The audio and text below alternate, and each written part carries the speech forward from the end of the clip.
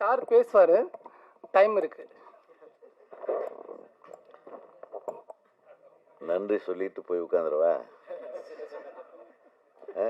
நக்கலா பேசுற, எவ்வளோ நக்கல் பாருங்க.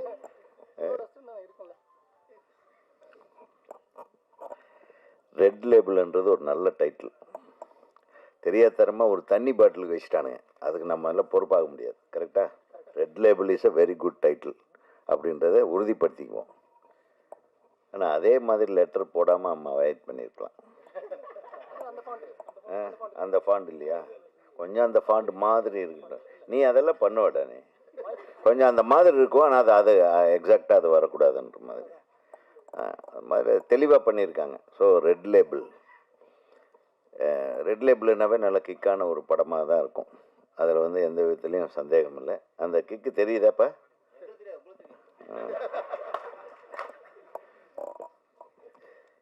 ஏதோ எந்த லேபிளும் தெரியாத மாதிரி ஒரு சின்ன பையன் பேசுகிறேன். நான் பேச்சு பேசுகிறான் என் தம்பி. இந்த மேடையை அலங்கரித்து கொண்டிருக்கும் எங்கள் சங்கத்தின் பிரியத்திற்குரிய என் இதயம் நிறைந்திருக்கும் எனது அன்பு சகோதரர்கள், இயக்குனர்கள் எழில் அவர்களுக்கும், இயக்குனர் நமது சங்க செயலாளர் எனது அன்பு தம்பி பேரரசு அவர்களுக்கும், அப்புறம் நான் சொன்னேன், நான் மிகப்பெரிய ரசிகன் அவருடைய இந்த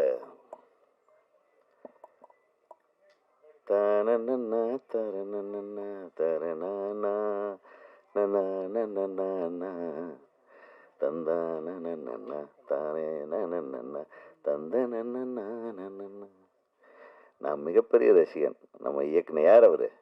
காவிய தலைவன் இயக்குனர் என் தம்பி. மிக மிக அருமையான இயக்குனர் அவர். கலைநயத்தோட அப்படியே ஒரு பொயட்டிக் டைரக்டர்னு சொல்லலாம். அவருக்கு ஒரு மிகப்பெரிய கைத்தல். நன்றி தம்பி, நீங்கள் வந்தது.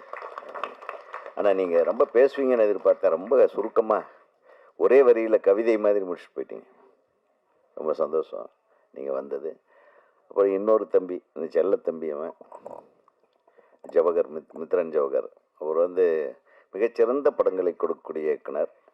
அவர் வந்து ஏதோ இந்த படத்தில் நான் நடிச்சிட்டேன்றதுக்காக வந்து மெனக்கெட்டு இவ்வளோ நேரம் உட்காந்துட்ருக்குறாங்க. ரொம்ப நன்றி, ரொம்ப ரொம்ப நன்றி. இந்த திரைப்பட விழாவை அழகாக ஒரு விழாவாக கொண்டாடுவதற்குண்டான ஆரம்ப கட்டத்திலிருந்து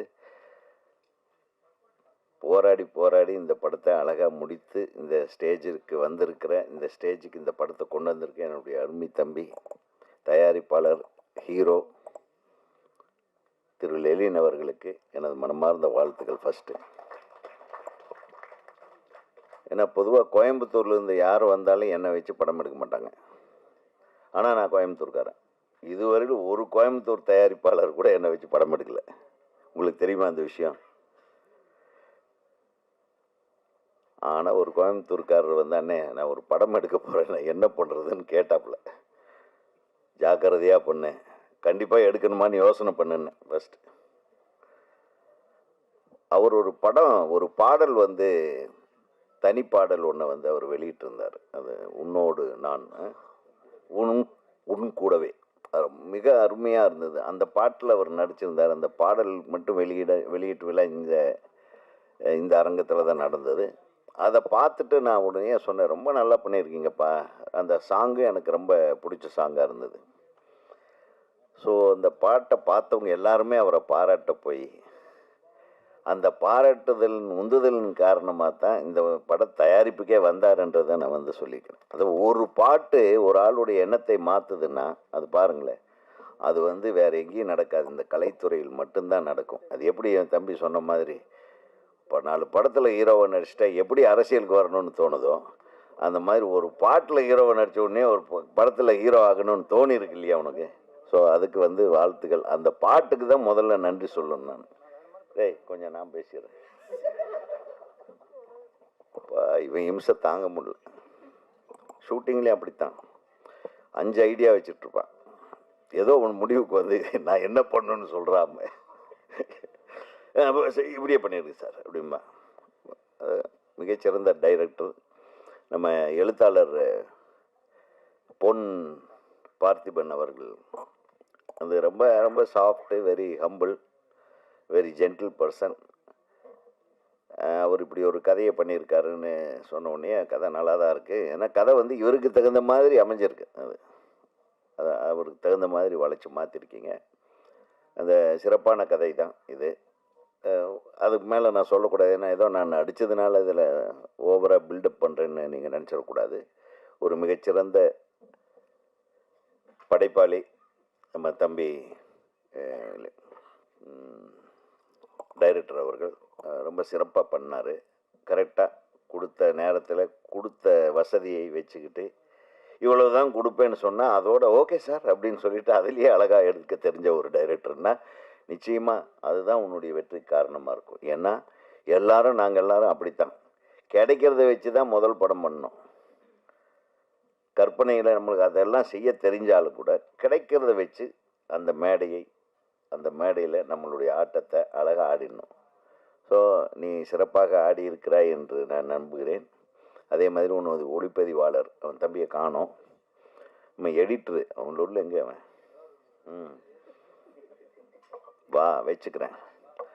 ஆனால் அவனுக்கு வந்து ரெட் லேபிளோட உண்மையான வேல்யூ அவனுக்கு தெரியும். ஏன்னா அவனை முதல்ல சந்தித்ததே பப்பில் தான். அதனால தான் அந்த ரெட் லேபிளில் ஃபுல் இன்வால்மெண்ட்டோட வேலை செஞ்ச முக்கியமான நபர் யாருன்னா தம்பி கிஷோர் தான், இல்லையா? கரெக்ட் தானேப்பா? நம்ம எங்கே சந்தித்தோம் முதல்ல? பப்பில். அப்போ ரெட் லேபிளோடு தான் இருந்தார். அந்த ரெட் லேபிள் வேறு.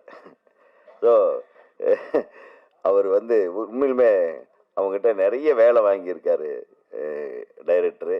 அவரும் சளைக்காமல் இந்த இயக்குனருக்கு ஒரு நல்ல ஃப்ரெண்ட்ஷிப், ரேப்போ கிரியேட் ஆகிறது தான் கஷ்டம். எந்த ஒரு இதுலேயுமே படைப்புலையுமே ஒரு சினிமான்னு வரும்போது ஒரு ஆளால் மட்டும் எதுவுமே சாதிக்க முடியாது.